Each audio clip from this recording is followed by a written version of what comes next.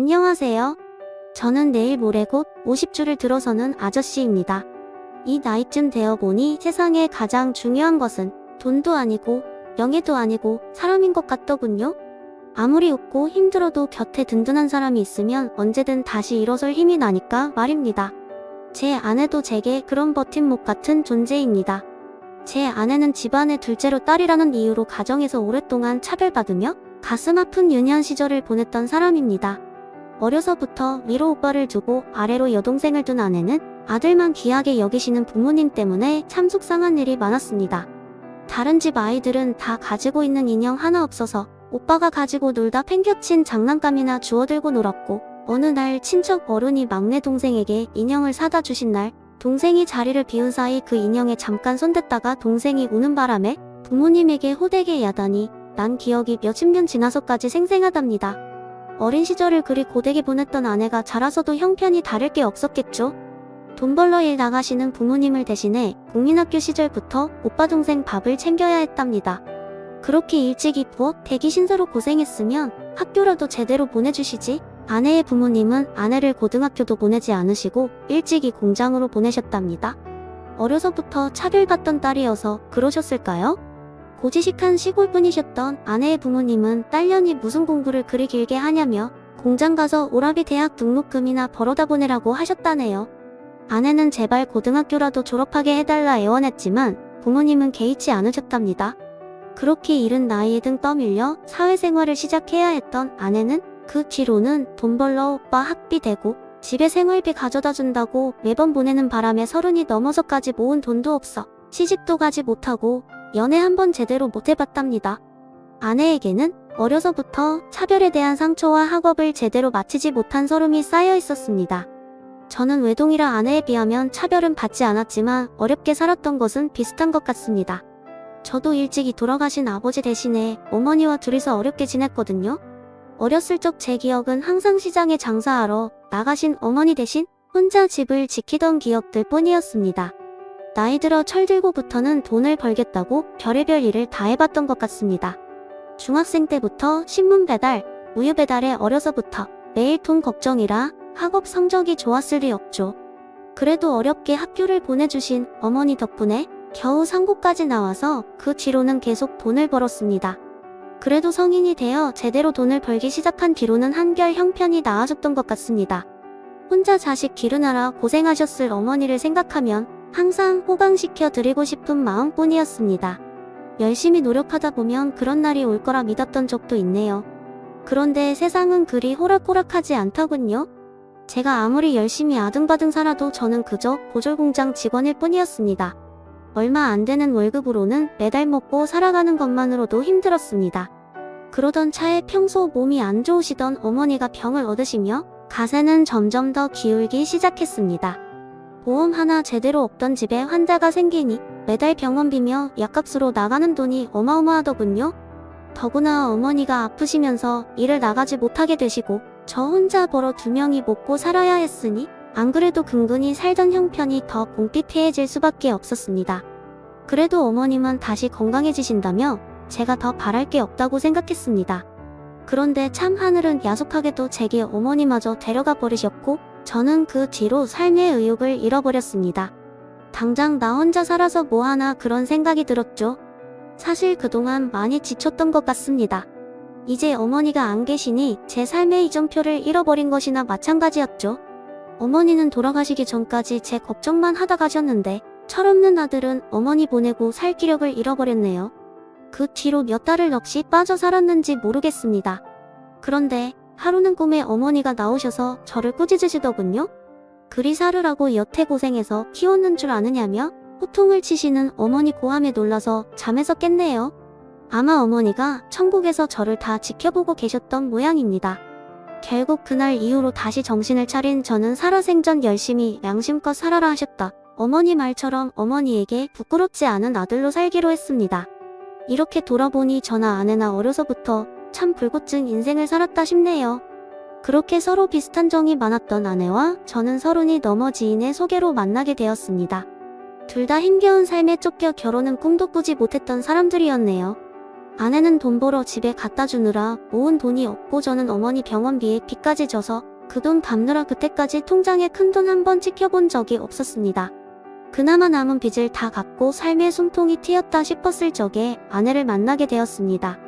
아내는 고생을 많이 했는지 잔상처가 많은 손에 그 상처 가리려 곱게 펴바른 매니큐어가 기억이 납니다. 뭐 흉터투성이에 검게 바른 제 손에 비하며 비단결 같은 손이지만 그 손을 보니 이 여자도 다 못지않게 힘들었겠구나? 그 손을 잡아 위로해주고 싶다 그런 생각이 들었던 것 같습니다. 둘 다 연애도 제대로 해본 적이 없어 첫 만남의 대화는 별로 없었지만 서로 뭔가 통한다는 생각을 했던 것 같습니다. 자연스럽게 다음번 만남을 약속했고 점점 마음이 편해지고 서로 속을 터놓기 시작했네요. 서로 살아온 인생 얘기를 하다 보니 이 사람도 참 고생 많았겠구나. 저희는 서로 연민을 느꼈습니다. 서로 닮은 점도 많고 애잔한 마음이 있어 그런지 이 사람 곁을 떠나면 안 되겠다 하는 생각이 들었습니다. 이 여자가 내 평생의 동반자이구나 하는 생각이 들더군요. 오래 연애한 사이도 아닌데 저희는 금세 결혼을 결심했고 그렇게 살림을 차리게 되었습니다. 결혼을 허락받으러 아내의 집에 갔다가 일이 있었습니다. 이미 오빠나 동생은 진작 결혼했고 오빠는 당연하고 동생도 결혼할 때 작게라도 뭘 받아갔는데 뒤늦게 결혼하겠다고 인사 온 저희 앞에서 장모님이 딱 찰나 말을 하시더군요. 30 넘어서 결혼을 글렀다 했더니 그래도 내가 혼자 늙어 죽을 팔자는 아닌가 보다. 그래 뭐 너도 나이 다 찼으니 결혼도 해야지. 우리 형편에 뭐 못해주는 거 할 테니 나 알아서 해라. 엄마 나 시집갈 때 주겠다고 돈 모아둔 걸 어쩌고 나 여태 집에 돈 보태느라 모아둔 돈 하나도 없어. 그 돈도 안 주겠다는 거야? 그게 언제적 길인데 이제 와서 찾아? 나는 내가 30까지도 시집 못 가길래 글렀나 했지. 근데 이제 와서 그 돈을 찾으면 어쩌자는 거야? 그 돈 또 오빠 해줬어? 그럼 내가 여태 집에 보낸 돈은? 여태 내가 집에 갖다 준 돈 다 하면 나 집 하나 사고도 남아. 어려서는 부엌 대기에 자라서는 공순이로 여태 집안 위한다고 내 젊음 다 바쳐서 돈 벌어도 못했더니 이제 와서 나는 다 늙어 결혼하니까 아무것도 못해준다고? 엄마 진짜 내 엄마 맞아? 나 이 집 자식 맞아? 어떻게 나한테만 그러냐고? 나는 여태 이 집에서 뭐였어? 내가 이 집 식구는 맞아?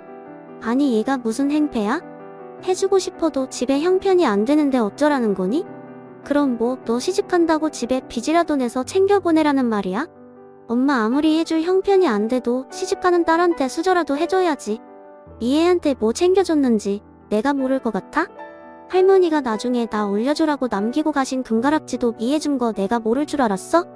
그래도 이해했어. 미애는 결혼하니깐 시집 가니깐 그럼 내가 결혼할 때도 뭐 하나는 해주시겠구나? 엄마 이건 돈이 문제가 아니야. 그냥 내가 이 집 식구가 아닌 거야. 얘 봐라?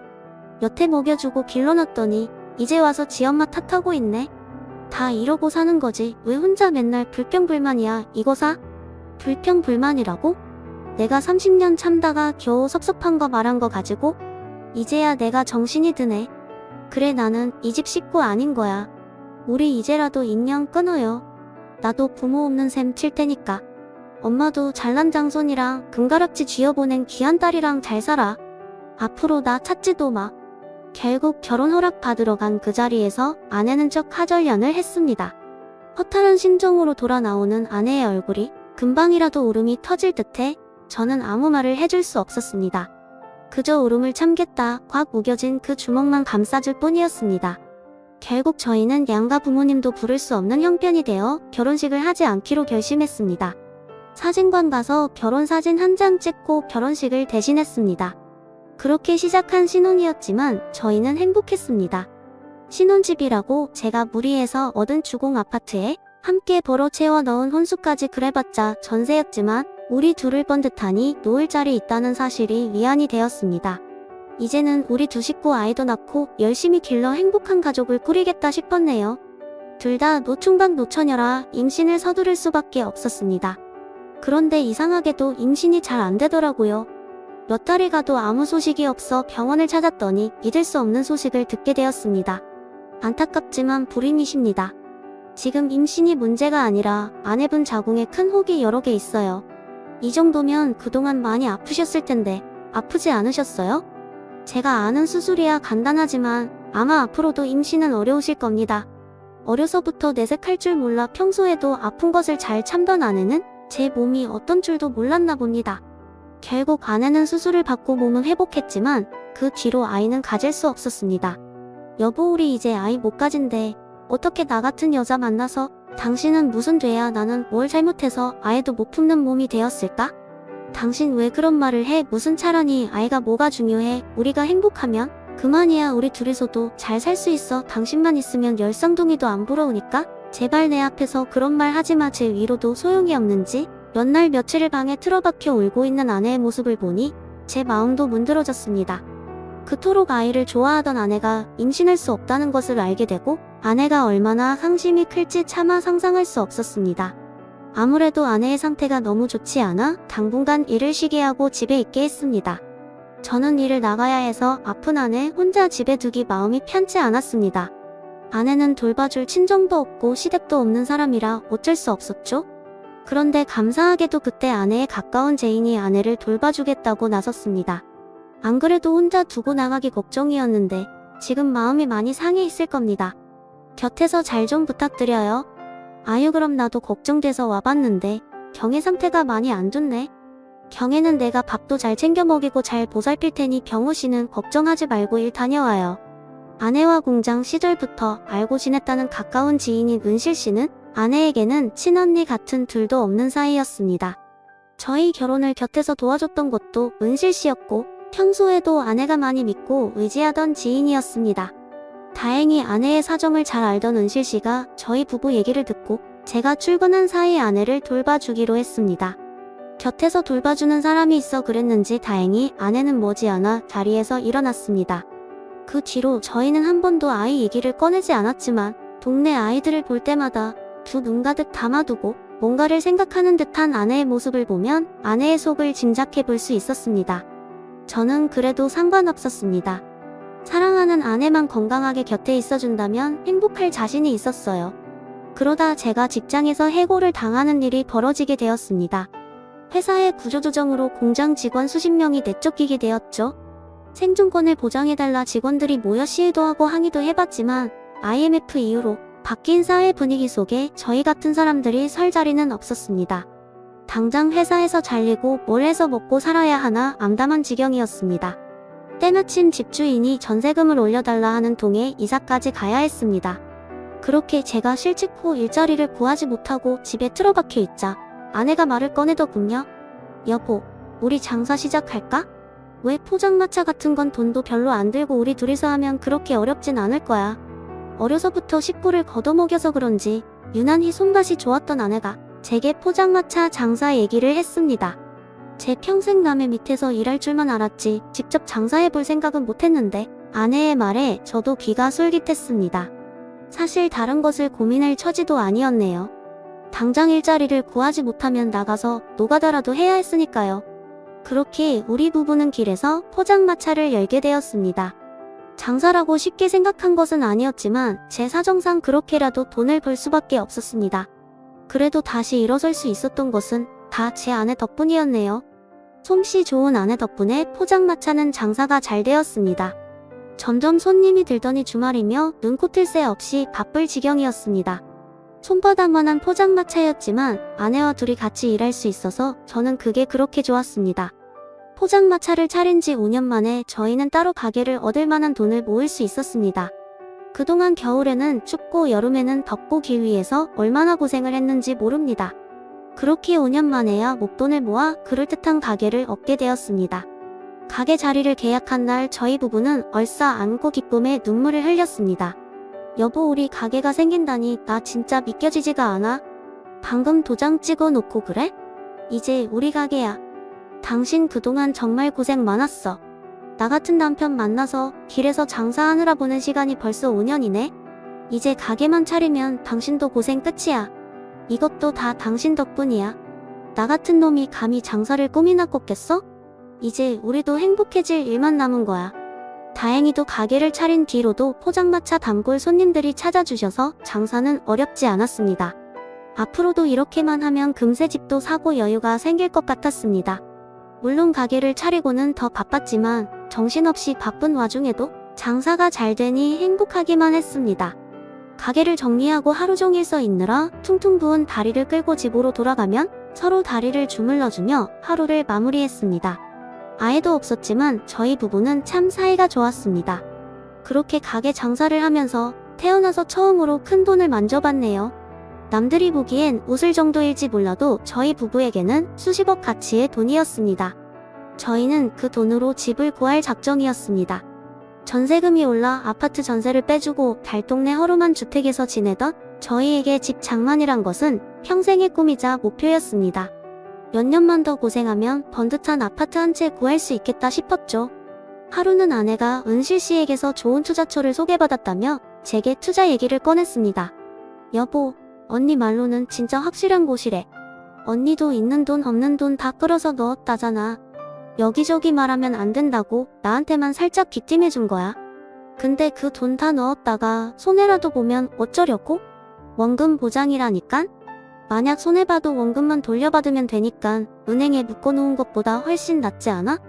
어차피 우리 지금 이 돈으로는 집 못 구해. 몇 년을 더 벌어야 할지 모르는데 그 사이 집값이 오르면 더 낭패잖아. 좋은 기회인데 우리도 너무 겁먹지 말고 투자해보자. 다른 사람도 아니고 은실 언니 말인데 설마 뭔 일이 있겠어? 평생 저축밖에 몰랐던 저였기에 그런 투자가 괜찮을지 걱정이 많았지만 평소 여기저기 투자 소환이 좋던 아내의 지인 말을 믿고 저희 부부도 함께 투자를 하기로 했습니다. 아무래도 평소 가족같이 지내던 사람이었기에 믿었던 것 같습니다. 1년만 기다리면 2배로 불려준다는 말만 믿고 큰 꿈에 부풀어 있던 그때 또다시 시련이 찾아오고야 말았습니다. 그동안 모았던 돈이 하루아침에 사라져버린 것입니다. 투자금을 돌려받기로 약속한 날 이상하게도 연락이 되질 않더랍니다.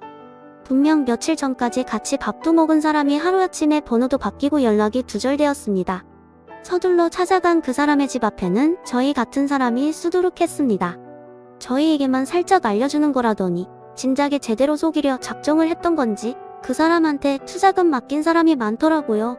다들 연락이 끊겨 찾아왔다고 그 사람을 수소문하고 있었습니다. 이미 전 재산을 잃은 저희가 할 수 있는 일은 없었습니다. 피해자들이 모여 경찰서로 찾아가 그 사람을 고소했지만 이렇게 잠적해서 영역 못 찾으면 어디 구제받을 길이 없다더군요. 그 뒤로 저와 아내는 가게도 접어두고 그 여자를 찾겠다고 전국을 돌아다녔습니다. 비슷한 사람을 봤다는 소식만 들으면 몇 시간이 걸려도 찾아갔죠. 그렇게 몇 달이나 그 여자를 수소문했지만 도저히 찾아낼 수가 없었습니다. 누군가는 이미 해외로 도피한 것 아니냐는 말까지 하더군요. 출입국 기록은 없지만 중국 쪽으로 배를 띄웠을 수도 있다고요. 보통 이런 계획 범죄는 잡히는 경우가 더 드물다며 슬슬 하나 둘씩 포기하는 눈치였습니다. 그러나 그 중에서도 가장 피해 금액이 컸던 우리 부부는 도저히 포기할 수 없었습니다. 몇 년의 노력이 거기 들어 있었는데 이제 좀 팔 잡히나 했더니 어떻게 이런 일이 벌어집니까? 저희는 거의 정신줄을 놓을 지경에 이르렀습니다. 그런데도 아내는 포기를 못하겠는지 계속 그 여자를 찾아다니려 했습니다. 당신도 이제 그만 포기해. 말 못 들었어. 이미 국내에 없을지도 모른다잖아. 그 많은 돈을 들고 날랐는데 여태 여기 있겠어? 그동안 많이 찾아봤잖아. 아니야.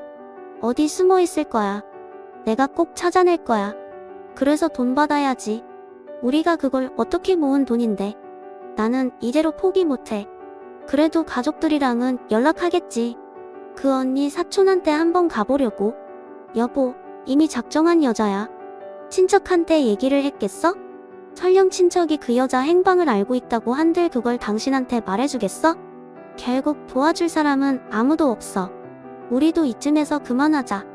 가게도 다시 열어야지. 잃은 돈은 다시 벌면 되잖아. 여보, 그동안 그 고생을 하고 그걸 다시 하자고?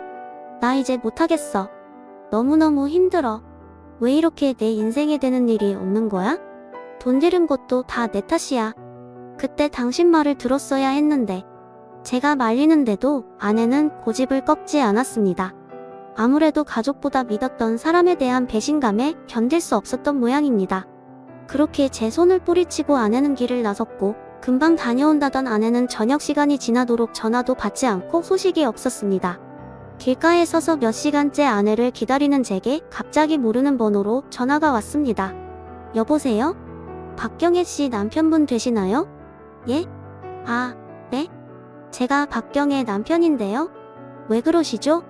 우리 집 사람 거기 있습니까? 여기 병원인데요. 지금 박경혜 씨가 의식 없는 채로 실려오셨거든요. 보호자분이 빨리 오셔야겠어요. 아내가 의식 없이 병원으로 이송되었다니 이게 무슨 말인가 싶었습니다. 놀란 마음에 서 있던 그대로 병원으로 찾아갔더니 아내가 뇌출혈로 쓰러졌다는 말을 들었습니다. 환자분이 뇌출혈로 쓰러지셨어요. 다행히 지나가시던 분이 신고해 주셔서 저희 병원으로 와서 급하게 손 쓸 수 있었는데 지금 환자 상태가 상당히 좋지 않습니다. 최근에 가로나 스트레스를 많이 받으셨나요? 크고 작은 출혈이 곳곳에 있었어요. 그동안 걸어 다니신 게 신기할 정도네요. 그래서 지금 전신에 마비가 심하게 온 상태입니다. 척추 신경 쪽에 문제가 있는지 검사를 더 해봐야 알겠지만 아무래도 몸을 편하게 쓰시지 못할 것 같습니다. 아내가 사지 마비라니 무슨 이런 청천벽력이 있나 싶었습니다. 본이야 벌면 그만이지만 한 번 잃은 건강은 되찾기 힘든데 말입니다. 순간 젊었을 적 병을 나르신 저희 어머니 생각이 나더군요. 그때나 지금이나 왜 내게 이런 시련이 닥치는지 정말 세상이 나를 벼랑 끝으로 내보는 기분이 들었습니다. 게다가 아내의 증상이 스트레스 때문이라니 모든 것이 다 원망스러웠습니다. 며칠이나 검사와 치료를 받고서 겨우 태어난 아내는 한쪽 몸이 완전히 굳어 제대로 걷지도 못했습니다. 결국 저는 닫아두었던 가게를 정리하고 집에서 아내를 돌보기로 했습니다. 여보, 나 평생 이렇게 살아야 한대? 아니요, 여보. 재활 열심히 받고 건강해지면 다시 예전처럼 걸을 수 있을 거야. 발 하나 못 들었는데 걸어서 나간 환자도 있다잖아. 우리도 포기하지 말고 열심히 해보자. 여보, 근데 우리 이제 한 푼도 없잖아. 당신도 나 때문에 일도 못 가고 무슨 돈으로 치료를 해. 우리가 이렇게 얼마나 버티겠어. 돈은 내가 어떻게든 할 테니까 당신은 건강만 신경 써. 당신이 다시 건강해져야 나도 살지.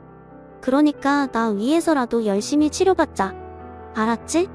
사실 저도 말은 힘내자며 아내를 응원했지만 악재에 악재가 거듭하니 더 이상 용기를 갖기 어려웠습니다. 사실 멀쩡한 저도 속이 이런데 제 아내는 더 했겠죠? 아내는 매일이 고통스러운지 어느 순간부터는 잠도 잘 자지 못하는 듯 했습니다. 그렇다고 답답한 몸이 일으켜 어딜 다닐 수도 없으니 얼마나 힘들었을까요? 병원에 재활을 다니면서도 아내는 금세 나아지지 못했습니다.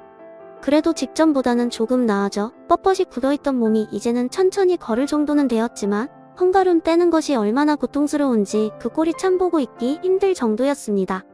그래도 저는 아내가 용기를 내서 다시 일어서 주기를 바랬습니다. 그래도 몇 달이 지나자 아내가 혼자 화장실 갈 수 있을 정도가 되었습니다. 그제서야 저는 다시 나가서 돈을 벌 수 있었습니다. 이미 가게 빼고 남은 돈도 거의 다 떨어져서 제가 더는 집에 있을 수 없었거든요. 그렇다고 이 나이에 다시 취직하기도 힘들고 결국 저는 아내와 함께하던 포장마차를 다시 시작하게 되었습니다. 이상하게도 전에 해봤던 일인데도 아내가 곁에 없어서 그런지 무척 고되고 어려웠습니다. 어렵고 힘들어도 아픈 아내를 위해 제가 힘을 내야 했습니다. 오전이면 아내가 하루 동안 먹을 식사를 챙겨놓고 저는 일을 나갔습니다. 아내와 하던 때처럼 많이 벌지는 못했지만 그래도 하루 먹고 살 만큼은 벌 수 있었습니다. 한치 앞 인생이 깜깜했지만 아내 곁에 있다면 그것도 다 버틸 수 있을 거라 생각했습니다. 그러던 어느 날 지친 몸을 이끌고 집으로 들어온 순간 이상하게 집안의 불이 모두 꺼져 있고 조용했습니다. 안방, 화장실, 부엌, 창고 어딜 찾아봐도 아내의 흔적은 보이지 않았습니다. 그제야 식탁 위에 놓인 아내의 편지가 눈에 들어오더군요. 여보, 나야. 몸이 불편하니 글 쓰는 것도 힘이 드네. 이 편지를 적으려고 며칠이나 걸렸는지 모르겠어. 떠나기 전에 당신한테 꼭 말해주고 싶었어. 나나 당신이나 평탄한 인생은 아니었지만 그래도 당신 만나고 내 삶의 희망이라는 게 보였어. 내 인생은 꼭 깜깜한 터널 같았는데 언젠가 당신이 작은 촛불을 켜들고 내 옆에 다가와 주었네. 미약한 그 불빛 보며 당신과 의지하며 살아가면 언젠가는 이 터널도 지낼 수 있겠다 생각했는데 역시 박한 내 팔자의 행복은 찾아오지 못하나 봐. 아무래도 나 때문에 당신 인생까지 이렇게 된 것 같아. 미안해 여보. 결국 내가 당신 짐이 되어버렸네. 그동안 고생한 것도 지금 이러고 지내는 것도 모두 내 탓이야. 당신은 한 번도 내 탓한 적이 없는데 나는 내 탓을 안 할 수가 없어. 당신은 다시 힘내서 걸어보자 말했지만 나는 이제 너무 많이 지쳤어. 더 이상 걸을 힘이 없어, 여보. 그동안 이렇게 모자란 나를 아껴주고 사랑해주어서 고마워요. 우리 다음 생에는 꼭 행복하고 넉넉한 가정에서 태어나서 부족한 것 없는 삶으로 다시 만납시다. 그때는 우리 인생도 남들처럼 행복하기를. 아내가 남긴 편지를 읽은 저는 그 길로 아내를 찾아 나섰습니다. 몸도 불편해 잘 걷지도 못하는 사람이 대체 어딜 갔는지 마치 유언처럼 들리는 그 편지의 내용들에 눈물이 앞을 가렸습니다. 동네를 한참이나 돌아다니고도 아내를 찾지 못해 저는 결국 경찰서로 찾아갔습니다. 아내를 찾아달라 횡설수설하는 제 말에 경찰들은 우선 집에 가서 기다리라는 말밖에 없었습니다. 그렇다고 제가 팔자 좋게 기다리고 있을 수 없었습니다. 저는 밤새 아내가 갈 만한 곳들을 다 찾아다녔습니다. 대체 그 몸으로 어딜 간 건지 아내는 어디에도 보이지 않았습니다. 혹시나 싶어 결혼 후 처음으로 처갓댁까지 찾아갔습니다. 이사를 갔다는 처갓댁 집을 물어보러 찾아갔는데 안타깝게도 아내는 그곳에도 없었습니다. 장모님 혹시 그 사람 여기 안 찾았습니까? 아무래도 갈 곳이 아무데도 없는 사람이 몸도 불편한데 어딜 간다고 나갔는지 모르겠습니다. 그래도 갈 만한 곳이라고는 여기밖에 없어서요. 걔를 왜 여기서 찾아? 그 길로 연 끊고 지들끼리 잘 먹고 잘 살겠다고 떠난 딸년이 설마 여기를 얻겠다고? 그러게 그녀는 나일 때부터 재수가 없었어. 결국 지 남편 팔자까지 꼬아놨구만. 지 오빠 아내를 망칠 년이라고 멀리 떼어놓으란 것을 그래도 4배로 낳은 자식이라고 다 커서까지 먹여 키웠더니 결혼하겠다고 지 애미한테 악다구니를 하고 떠나두두두. 나 참, 딸이 없어졌다고 찾아온 제 앞에서도 저런 말을 서슴지 않고 하시는 분이 그동안은 어떠셨을지 짐작이 되었습니다.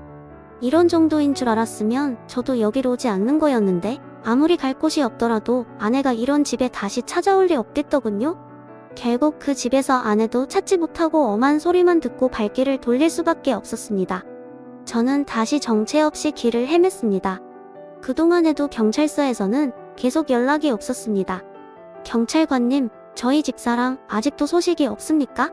이렇게 오랫동안 밖에 있을 수가 없는 사람이에요. 마비가 와서 화장실 한번 가는 것도 10분이 걸리는 사람인데 그런 사람이 혼자 어딜 갔겠습니까? 선생님 찾지 말라는 편지까지 남기고 가셨다면서요. 사실 이건 가출 신고를 해야 하는데 선생님이 하도 요구하셔서 저희가 실종 신고를 올려드린 겁니다. 이 이상 저희가 더 해드릴 게 없어요. 아니 막말로 무소식이 희소식이라고 시차라도 찾았으면 연락이 왔을 텐데 조용한 걸 보면 별일 없으실 거예요. 경찰에서는 제게 아무 도움도 주지 못했습니다. 시체 못 찾았다고 무소식이 희소식이라니요. 그럼 사람이 죽음으로 돌아오면 그제서야 찾아줄 생각인지 힘없고 뒷뼈 없는 제가 거기서 뭘 더 할 수 있겠습니까? 결국 저는 혼자 힘으로 아내를 찾기로 했습니다. 아내는 그 뒤로도 금융거래 기록도 없고 전입신고도 하지 않았고 대체 어디서 어떻게 지내고 있는지 도저히 감이 잡히지를 않았습니다. 죽었다고 생각하기에는 제게 아내의 소식이 너무 간절했습니다. 결국 저는 집을 비워두고 아내를 찾아 전국을 돌아다녔습니다. 아내의 몇 없는 사진을 들고 기차역마다 내려 묻고 다녔습니다. 매번 돌아다니다 보니 고정적인 일을 가질 수 없어 저는 공사판을 전전하며 일용직 노동자로 살아갔습니다. 아내를 찾아 전국을 떠도는 일이 쉽지는 않았지만 사실 그마저 하지 않았으면 저도 그냥 인생을 포기해버렸을지 모르겠습니다. 어머니 보내고도 갈피를 잡지 못했던 내 인생 평생의 동반자이던 아내마저 잃고는 삶의 의욕도 희망도 없었을 테니 말입니다. 이제 제게는 아내를 찾겠다는 희망만이 남아 겨우 삶을 이어갈 뿐이었습니다. 그렇게 아내를 찾아 헤맨 지도 벌써 7년이 지나버렸습니다. 죽었다면 시신이라도 찾았을 텐데 정말 무소식이 희소식일 거라 생각하며 언젠가는 아내가 저 대문을 열고 들어오기를 바라며 살았습니다. 그렇게 딱 7년이 되던 해에 정말 기적 같은 일이 일어났지 뭡니까? 저는 그때까지도 아내가 돌아오기만을 기다리며 재개발로 언제 무너질지 모르는 그 집에서 버티고 있었습니다. 그마저도 올해가 끝이라 이제 어디서 아내를 기다려야 하나? 걱정이었던 참에 제 아내가 집으로 돌아왔습니다. 7년 만이라는 것이 믿기지 않을 정도로 그대로인 아내는 놀랍게도 사지마비였던 그 몸이 아닌 곱고 건강한 모습이었습니다. 두 발로 보통 사람처럼 대문을 넘어 들어오는 아내를 보고 저는 제가 꿈을 꾸는 거라고 생각했습니다. 여보, 나 왔어. 아내의 목소리를 듣고야 그제 꿈이 아니라는 게 실감이 나더군요. 7년 만에 듣는 아내의 목소리에 저는 맨발로 뛰쳐나가 아내를 끌어안았습니다. 당신 어디 있다. 이제 나타난 거야? 그동안 대체 어디 있었어? 내가 당신을 얼마나 찾아다녔는 줄 알아? 몸은 어떻게 된 거야? 다 나은 거야? 아니 이게 무슨... 여보 진정 좀 해. 내가 다 설명할게. 응?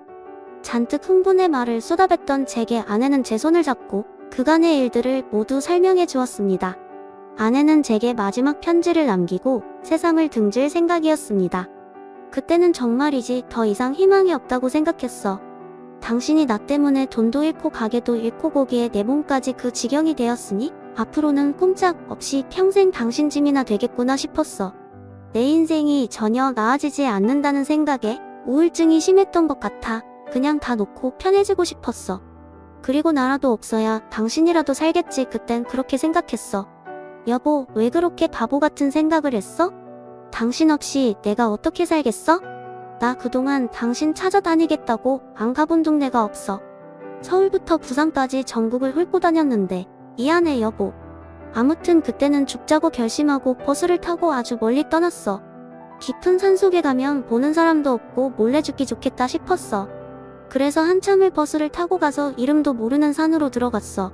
제대로 걷지도 못해서 내 발로 기다시피 해서 산을 올랐어. 얼마나 오랜 시간이 지났는지 깜깜한 밤이 되었는데 더는 못 가겠더라고. 그냥 여기서 굶어 죽자 싶어서 나무에 앉아 있었어. 그렇게 1시간이 지났는지 2시간이 지났는지 힘들고 지쳐서 의식이 희미해져 가는데 누가 나를 흔들어 깨웠어. 죽겠다고 이름 모를 산속으로 들어간 아내가 어떤 할머니를 만났다고 했습니다. 알고 보니 그 산 깊숙이에 작은 사찰이 하나 있었던 모양입니다. 그 사찰을 다니시던 할머니가 지나가시는 길에 아내를 발견하고 아내를 보살펴 기운을 차리게 도와주셨답니다.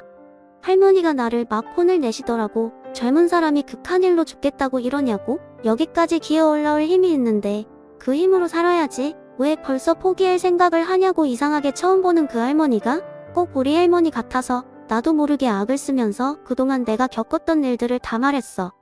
내가 이렇게 고생을 하면서 살았는데 이 몸을 하고도 내가 더 살아야겠냐고. 말이야 몇 시간이나 가만히 내 얘기를 들으시던 할머니가 자기랑 같이 가자 그러시대. 아내가 그곳에서 만난 할머님이 알고 보니 암도 낫게 하는 민간요법으로 유명한 분이셨답니다.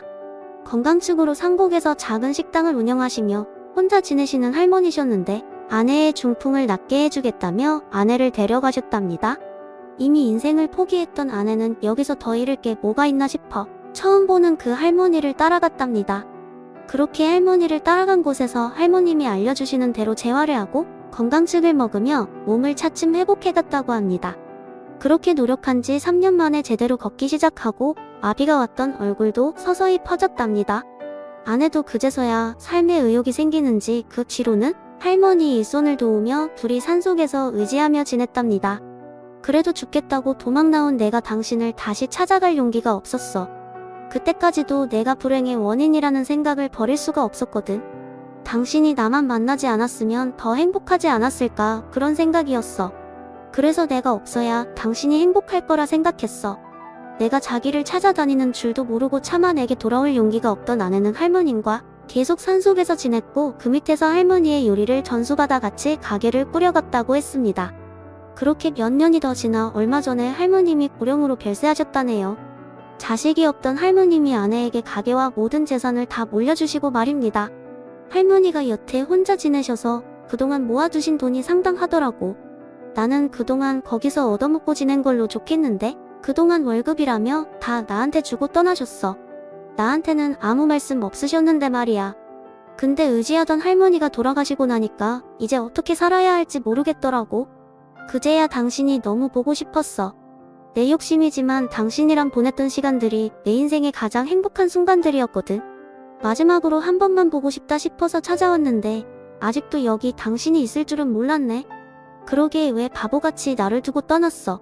그동안 당신 찾느라 얼마나 힘들었는지 알아? 나는 당신이 반신불구되어도 곁에만 있어준다면 괜찮아. 그 사이 내가 재혼이라도 하면 어쩌려고 그랬어. 나는 차라리 당신이 나를 다 잊고 새 삶을 시작하기를 바랬어. 아니 사실 그러면서도 정말 그러면 어쩌나 무서웠던 것 같아.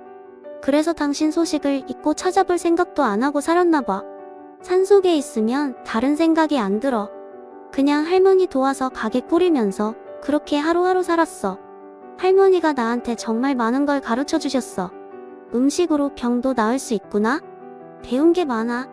할머니가 나를 친자식처럼 생각하셨던 것 같아. 할머니가 돌아가셨으니 이제 내가 그 가게를 꾸려야 돼.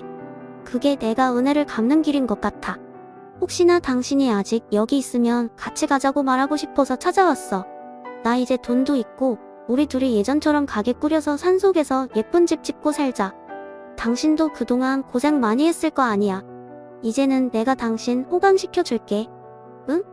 결국 아내도 저도 7년간 서로를 잊지 못하고 있었던 겁니다. 그동안 나를 두고 떠난 아내에 대한 섭섭함도 있었는데 아내를 다시 마주하니 그런 앙금은 온데간데 없고 그저 무사히 돌아와줘서 고맙다는 생각만 들었습니다. 결국 저는 돌아온 아내를 따라 아내와 다시 행복한 삶을 시작했습니다. 그렇게 아내를 따라간 저는 공기 좋은 산에서 아내와 함께 가게를 운영하며 그 옆에 멋진 집도 짓고 둘이서 즐거운 삶을 지냈습니다. 주말에만 가게를 열기 때문에 평일에는 아내와 여기저기 여행 다니며 좋은 거 먹고 좋은 것만 보고 그렇게 살았네요. 생전 처음 해외여행도 가보고 이렇게 호강해본 적이 없습니다. 그리고 최근에는 강아지도 한 마리 키우기 시작했습니다. 아이처럼 여겨지는지 하루 종일 강아지만 쳐다보고 있는 아내를 보면 질투까지 나네요. 저희 부부에게는 이제는 돈 걱정도 건강 걱정도 없습니다. 아마 이런 행복을 주시려고 그동안 그 많은 시련들을 겪었나 싶더군요. 사람 만나 상처받았던 아내가 다시 사람으로 치유받아 정말 다행이라고 생각합니다.